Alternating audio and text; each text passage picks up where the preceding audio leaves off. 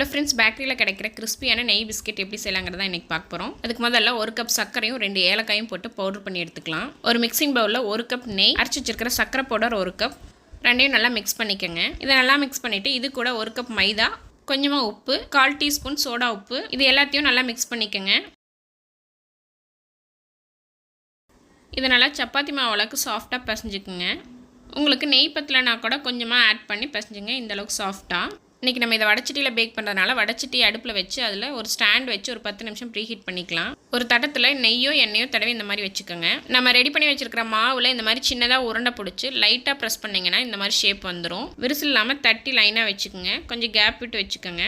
நீங்கள் வேணும்னா வேறு ஷேப்பில் கூட வைக்கலாம். நான் டெக்கரேஷனுக்காக ட்ரை கிரேப்ஸ் வச்சுருக்கேன். அடுப்பு சிம்லியே தான் இருக்கணும். 10 நிமிஷம் கழிச்சு ப்ரீஹீட் பண்ணி வச்சிருக்கிற வடச்சட்டியில் நம்ம ரெடி பண்ணி வச்சிருக்கிற மாவை வச்சிடலாம். அதிகபட்சம் இது 15 நிமிஷம் பேக் ஆனால் போதும். அடுப்பு ஆஃப் பண்ணிவிட்டு ஆறின பின்னாடி எடுத்தோன்னே நம்ம கிறிஸ்பியான பிஸ்கெட் ரெடி.